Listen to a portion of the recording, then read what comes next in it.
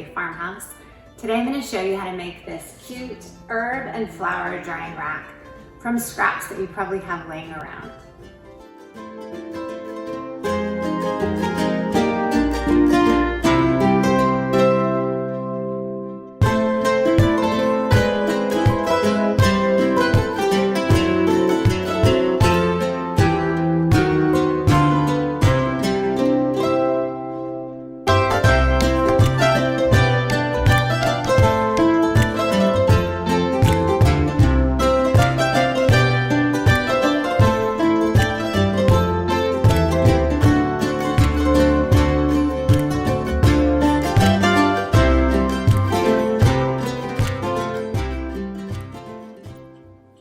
Okay, once you have your board stained, I used this Minwax Weathered Oak penetrating stain, and then I went over the top of that with this Valspar glaze.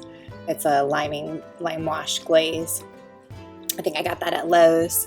If you can't find that, then you can use this Brie Wax liming wax, and I can link all this down in the description too, where you can find that. I think you can get that on Amazon even. Then I printed off using size 200 font on my printer, and just cut these strips of the font that I wanted to use. And I think it was like Century School Book or something like that. And then I laid that out on my board. And I used tape to hold it down. Now the back side of it, what I did is I traced over that with a pencil. You could use a regular pencil or a charcoal pencil. And then the idea is, I had a little spider on my pencil there. The idea is then you trace over the front on the top with a pencil. And you can go over the whole letter, or you can just do the outline, however you want to do that, with a pencil. And then it'll transfer. The pencil on the bottom will transfer onto the wood, and it'll give you a nice outline to work with on your board. So then you can go back and fill that in next.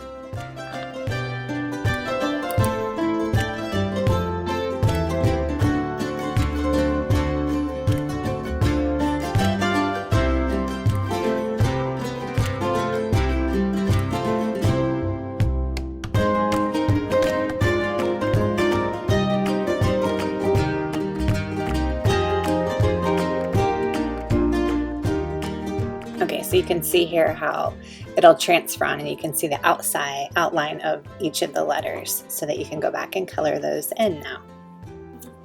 Okay, so next you are going to just trace over the outside of your letters. I like to use a skinny Sharpie to do that, and any brand would work, but I think Sharpie has the best ones. And just trace over the outline of your letters.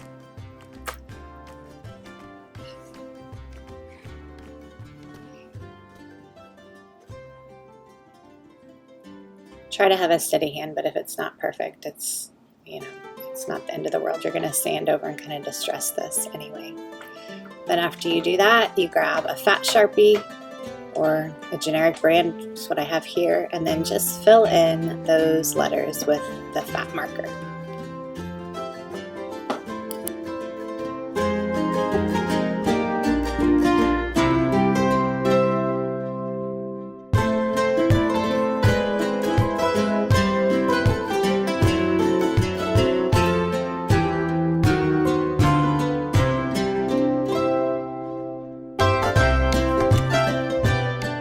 Once you're done and you've got your letters all traced over, take some sandpaper. I think I have like a 120 grit here, and I just wrap it around a little block of wood, and I'm going to sand over all the letters to give it a little bit of a distressed look, and just to make it look not so freshly done, with a Sharpie look to it. I mean, if you're a good painter, you could use paint too. I just think the Sharpie is really easy to work with, and it holds up nicely.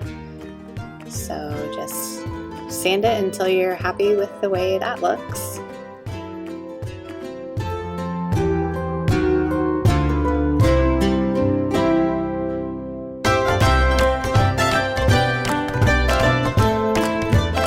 Okay, next I went over the top of the letters with a little bit of this liming glaze that I had, the Valspar. And I just grabbed a paper towel or whatever I had handy and just went over the top of that to kind of blend it all together and make it have a little bit more uniform, distressed look.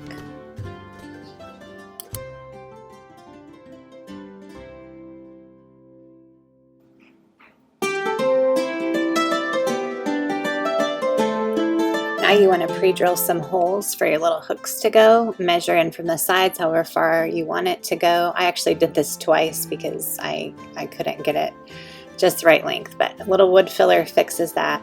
Once you've pre-drilled your hole, just by hand you can screw your little hooks in, and I spray painted mine black, and I just liked the way that looked with the black lettering on the board. So just get those in. Don't over twist it because you'll end up breaking them, but that's where pre-drilling the hole helps get it nice and tight. And then lastly, you just get your dowel that you've also stained and finished, and you just hang the little dowel on the hooks that you put in. And so then for the back of it, I put in picture hangers before I mounted it on, and before I was able to hang it on the wall. So you can see how that just fits right in there and hangs nicely. Of course, if it were hanging up, it would stay. I'm just trying to show you here how you do that. So that fits well. And then you hang it up, and you can hang your dried flowers on it. And I just think it looks so nice, and something that you can dry lots of flowers and herbs or even peppers on. So I hope you give this a try, and I hope you enjoy your new do-it-yourself herb drying rack.